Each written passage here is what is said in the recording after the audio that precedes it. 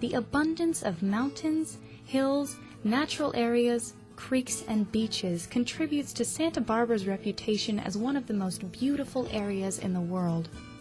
We all live in a watershed, land that is drained by a creek system that flows to the ocean. The health of our creeks and beaches is linked to the health of our watersheds. There are 4 major watersheds in Santa Barbara. The Arroyo Burro watershed on the west flows from its headwaters in the Los Padres National Forest down through the Upper State Street commercial area and continues through the Arroyo Burro estuary, ending at Hendry's Beach. The Mission Creek watershed, which includes in its upper reaches the Botanic Garden and Rattlesnake Creek, flows through downtown to the ocean near the wharf. The Sycamore Creek watershed on the east flows through Parma Park and the Riviera neighborhoods, past the zoo and to the ocean at East Beach. The Laguna Creek watershed, once an extensive estuary, is now mostly below ground, in pipes, and meets the ocean by Chase Palm Park. Whether they flow year-round or seasonally, the creeks in our community provide important benefits. They are home to steelhead trout, sensitive bird species, and other wildlife. Creeks recharge groundwater. They carry floodwaters during heavy rains and transport sediment to nourish our beaches and coastlines. Santa Barbara's creeks and beaches play a large role in shaping the city's character and defining our quality of life. Several restoration projects have recently been completed, with the goal of returning creeks to a healthy habitat. More and more, residents are getting engaged in restoring local creeks, acting as stewards for our watersheds.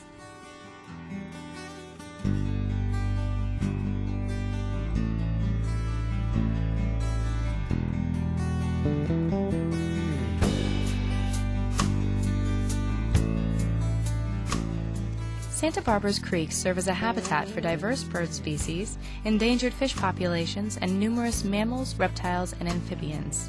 Creeks provide essential water and food for wildlife, as well as places to live and corridors to move through. Riparian habitats, creeks, in Santa Barbara constitute about 2% of the landscape. A very small area are covered by creeks and associated riparian habitat, the sycamores and oaks and alders that grow along our creeks. Yet 50% of the wildlife species in Santa Barbara depend on creeks. So they're disproportionately very important for the biota of this area. We've come a long way in our thinking about creeks and our definition of creeks, and we're in a period of transition. We formerly looked at creeks as simply conduits from uphill to downhill and ways of getting sediment and water to the ocean. Over the last decade, the community has developed a better understanding of the habitat value and water quality benefits of natural creek systems. Healthy creeks actually help to improve water quality. By spreading out and slowing down the flow of water before it has a chance to reach the ocean, creeks and estuaries allow sunlight and soil to act as a natural water treatment system. Creeks flowing through communities also provide aesthetic benefits and serve as wildlife highways. Riparian areas provide cover, they provide food. Those are critical things for successful movements through any kind of a corridor.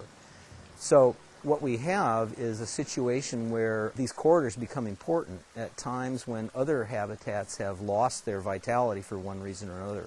What happens in the urban area is we lose the more specialized species. So whereas outside of the urban zone we still have a few yellow-breasted chats, yellow warblers, Swainson's thrushes, in the urban zone we have lost those species because of these changing hydrological conditions, because of loss of vegetation, because of less of that perpendicular to the stream flow movement of water and storage of water. One of the real surprises in urban settings is there are some species which actually benefit from the human community and are adjusting to it in very interesting ways. White-tailed kites is somewhat of a riparian nesting bird, and they actually benefit in the reduction of other predators that allows them to avoid losing their young during the breeding period. Other birds of prey that are adjusting nicely are Cooper's hawks. 20 years ago, Cooper's hawk was a very rare riparian breeder in Santa Barbara and Goleta areas. And now Cooper's hawks, you may find 2 or 3 pairs on most of the major watersheds that flow through Santa Barbara and Goleta. Great horned owls are regular. Barn owls are sporadic, but oftentimes they're present in riparian zones in big numbers.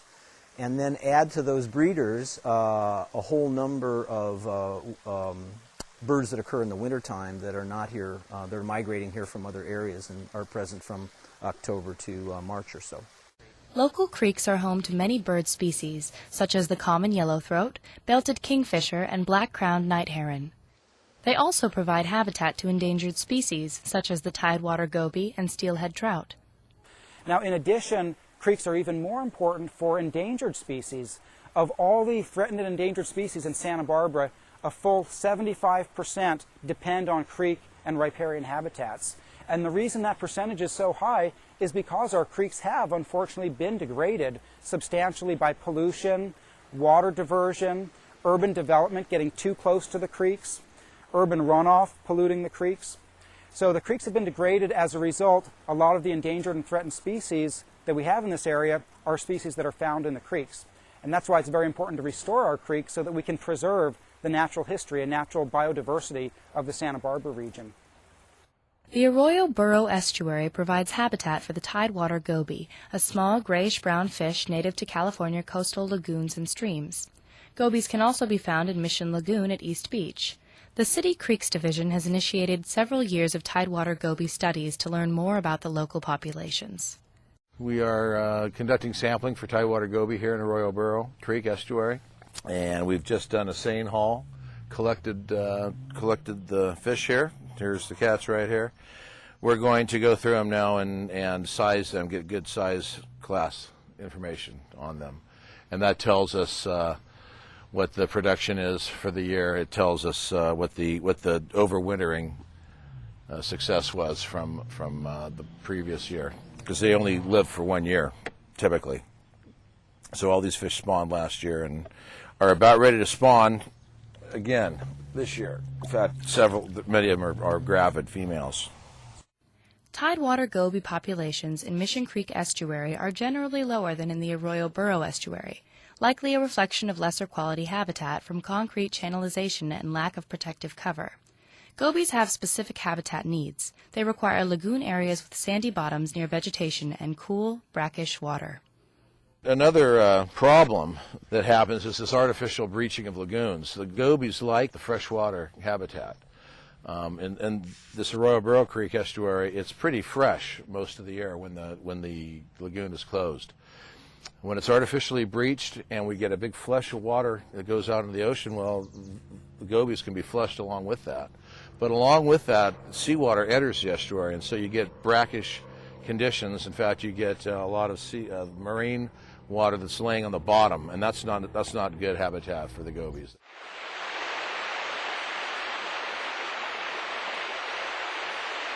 Well, a steelhead is essentially it's a rainbow trout that goes to the ocean, migrates to the ocean, and then migrates back upstreams to spawn. 60 years ago, many of the rivers and creeks in Santa Barbara County had significant populations of southern steelhead trout, which spawned in the middle and upper reaches of creeks and tributaries. Since that time, steelhead have been reduced to 1% of their historic population in Southern California due to dams, channels, culverts, and pollution. They were federally listed as an endangered species in 1997. They're kind of stealth fish because they come in when the water's muddy and brown, in these high flows. And they might travel along the edges. They might travel mostly at night, and they're hard to see until the creeks clear up, and then you might see them already having built a spawning nest or a redd, and there they are. So, yeah, I always thought they were a myth, but they're real. Well, this one steelhead I've seen, an adult from the ocean, indicates that steelhead trout are still trying to act like wild trout here in Mission Creek, a highly urbanized environment, obviously. So it's a good indication about priorities or management decisions to fix the habitat upstream a little bit in the downtown area so the fish can swim upstream, get to their spawning and rearing habitat in Rattlesnake Canyon, where that's where the fish want to be. Fish need to go to where the water is consistently flowing and cold, and any young fish that are the product of spawning can survive and then make their way out to sea. One of the biggest problems steelhead face in our local creeks is that when they swim up out of the ocean to try to spawn, they encounter these barriers to migration, such as dams and culverts and channels.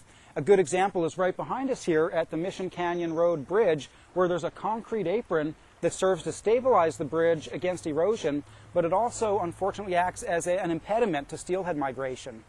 So steelhead could probably get over this, but it would be difficult for them. It would use a lot of energy, and some fish may not be able to get over it. So concrete structures like this in the creek are a big problem for steelhead because they can prevent the migration of the steelhead from the ocean to the foothill spawning grounds.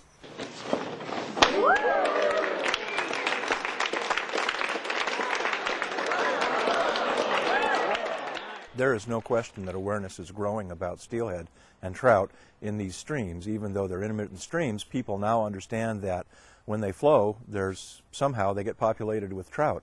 And it's actually been gratifying and really interesting to see how everyone has seemingly rallied around this icon of a steelhead that is so charismatic because it travels so far up and down the coast and finds its way back to its natal stream where it was born. And there has been a real renaissance of awareness, particularly in Southern California. While fish have migrated from the ocean into Lower Mission Creek nearly every year since 2000, the concrete channels have prevented steelhead from reaching their historic spawning grounds in Mission and Rattlesnake Canyons. To address this problem, agencies and community advocates, including the City of Santa Barbara and the Environmental Defense Center, have been developing solutions and securing initial funding for the Mission Creek Steelhead Recovery Project. The project would retrofit the mile-long Caltrans channel to allow for steelhead passage. The project is currently being evaluated to test potential fish passage improvements while balancing flood control issues. Additional fish passage projects are in the works at the Highway 192 crossing at Mission Creek and at Talent Road near Oak Park. If grant funding is secured, concrete aprons in these locations would be removed to allow passage for migrating steelhead. If we do right by trying to restore as much as is feasible in this area, then we're doing right by a whole bunch of other species that can also benefit from flowing water, from well-oxygenated water, from good riparian cover that keeps the stream cooler. There's a whole suite of things that go along with having a healthy steelhead run, and it has to do with keeping the habitat healthy. It's all about the habitat. Treat the habitat right and have flowing water, and you're going to have, chances are, a healthier place to be, for humans as well as for the rest of the world around us.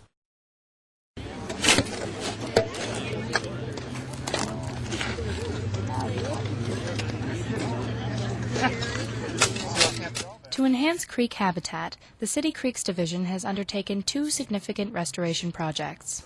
December 2003 marked the completion of the restoration of Old Mission Creek at Bonet Park. This project, located in a densely populated West Side neighborhood, includes creek bank repair, natural bioswales to aid in filtration of urban runoff, Stone Creek crossings, and new trails. With help from neighbors and residents, 4,000 riparian plants and native trees were planted. The site is now used as a learning laboratory for school field trips, including creek surveys and native planting. It's water that has run off people's driveway, down the curbs, into the storm drains, and then into this creek. Another unique project lies within the Arroyo Burro watershed near Hendry's Beach. In 1968, Mesa Creek was routed into an underground concrete pipe for flood control. Since that time, scientists have developed a better understanding of the habitat value and water quality benefits of natural creeks. Creeks flowing through communities provide aesthetic benefits and ecological resources. In order to restore Mesa Creek, 300 feet of concrete pipe was taken out to create a new creek channel. Non-native vegetation was removed, and community members helped plant native trees and plants to improve habitat. The Arroyo Burro estuary was expanded to improve habitat for the tidewater goby. Fish passage improvements were made to benefit the endangered steelhead trout. Pools were dug out of the existing concrete below the bridge, which improves fish access to habitat upstream. Yeah, just put it anywhere, because we're going to put it back in as soon as we put our plant in there. In addition to these large-scale restoration projects, the city has initiated a creek stewardship program to involve residents at a neighborhood level in cleanup and replanting efforts along several creeks. The city received funding from Santa Barbara Beautiful and worked closely with the Botanic Garden to initiate and design a stewardship site along San Roque Creek at Stevens Park. Nearly 100 neighbors, students, and volunteers have planted over 400 native plants and trees through educational workshops and planting days. 6 years ago, we took on creek restoration with the objective of Santa Barbara Beautiful purchasing all the plants, primarily native vegetation, helping to promote the planting so that we would have local participants. And in this particular project here, Stevens Park, we had local participants that live in this area. We worked with the neighbors at that point to help us with the planting, digging the holes, did an actual workshop demonstration about how to put plants in the ground and follow-up care, talking about watering practices and the benefits associated with doing this, which are many, including providing a habitat for wildlife, which is increasingly important because so much of the riparian habitat throughout California, in particular Southern California, is almost gone. The goals were for both of the projects to demonstrate to homeowners, particularly in the San Roque area, how they might use California native plants in their own gardens, and also to reinforce the idea of personal stewardship and responsibility for the property owners that live adjacent to the creek itself. 2 stewardship sites are located along Sycamore Creek within East Side neighborhoods, where residents and school groups over the last 3 years have helped clean the creek, tested water quality, removed weeds, and planted and cared for native plants. This summer, as part of a city youth apprentice program, a high school-aged crew constructed a bioswale at the end of Soledad Street to help filter urban runoff before it reaches Sycamore Creek.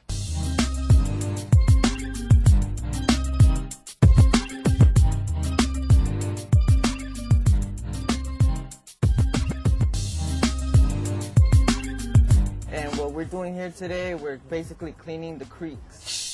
Well, what we've been doing has been taking out weeds, taking out cattails in order to maintain the water to keep flowing on its right direction. Another youth apprentice crew spent their summer days at Bonet Park, maintaining and improving the restoration site there. As part of a Creeks Division pilot project, students involved with Youth Cinemedia, directed by Osiris Castaneda, documented the Creek Apprentice program through interviews, filming, and photography. What we do is we work with teens, ages 13 to 19, and we teach them the basics of video production, music production, and multimedia art. We emphasize trying to do projects that have strong social impacts, messages that can make a difference in the community. So we have our slogan is Youth Cinemedia, creating change through the lens of today's youth.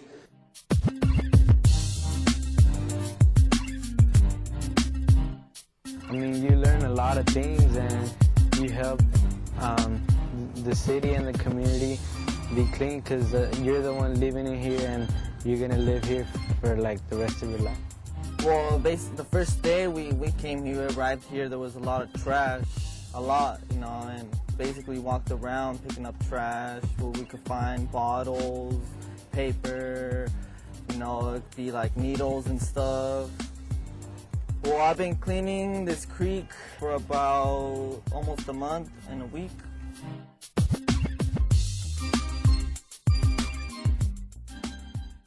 As a coastal community, we are learning more about what we can do to restore our local watersheds and creek habitat. The city is exploring additional restoration opportunities, and residents are taking responsibility for improving neighborhood creeks at stewardship sites throughout the city. Youth involved with creek programs are observing and exploring local creeks, participating in hands-on restoration and creek cleanups. I think most people see the structured walls and they see the garbage every once in a while, and so they think that there aren't really things down here. But if you pay attention, if you come on the early mornings, there's lots of really neat spiders in here. They're definitely doing well, and this is excellent habitat for birds. So I'm sure there are tons of birds in here. There's probably nests in here where they've had babies for the spring, and this is their source of invertebrates and food, and so it's definitely still thriving. It's definitely a living system that we can help keep active. Why is it important to clean up the beach? Absolutely. Because we don't want Mother Earth to be trashed all over her. Very good. That's right. Businesses can also act as stewards of creek habitat and ocean water quality by using best management practices to reduce polluted runoff. The Creeks Division is currently working with restaurants and automotive businesses as part of a Clean Water Business Certification program. We have evergreen waste management company. They come in and they empty our oil drums and they empty our antifreeze drums and water drums. They take care of all of the liquid waste for us. They also, with the oil filters that we take off the cars, they're drained and then they're put in drums, and Evergreen picks them up whenever we fill up the drums. All the metal that we collect is all saved, and Marburg takes care of all of that stuff for us. So it keeps all of this stuff out of the creeks and out of the oceans and where it's supposed to be, where it can be dealt with properly. Educating the youth about what makes a healthy watershed is a local priority. The Speak for the Creeks City Pilot Project, led by poet and local educator Sojourner Kincaid Roll, helps to instill a sense of place within a watershed.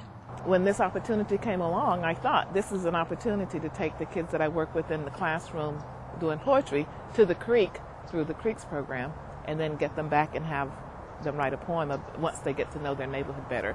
And I think for young people, sometimes they have to get that little light turned on to recognize that it's not just those beautiful vistas that they see on TV or in magazines, that there's beautiful vistas and beauty right in their own backyard, on their street, in their neighborhood.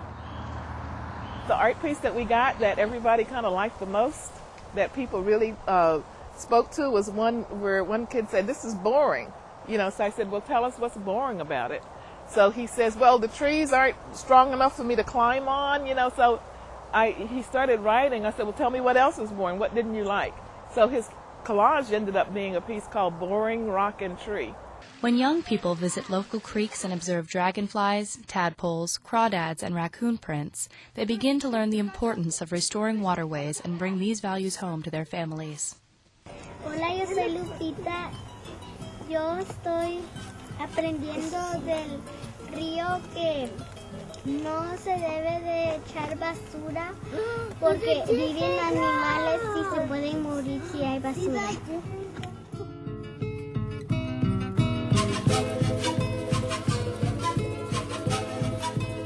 Lights, camera, action! My name is Elizabeth, and I think about the creek because people pick up trash and sometimes they leave trash and animals get sick and the trash goes into the ocean, and it wouldn't be fair to the animals for people to throw trash in the creek. Some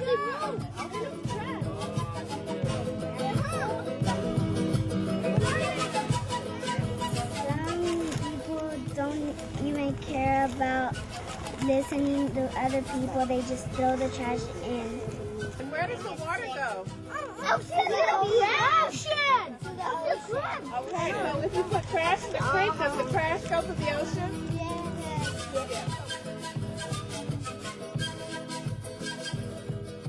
This program, Restoring Urban Creeks, is part of a series. The first program, Creeks Through Time, focused on the history of our local creeks. The second, What's in the Water, highlighted pollutants found in local creeks and what can be done to improve water quality. For more information about Santa Barbara's watersheds, visit sbcreeks.com.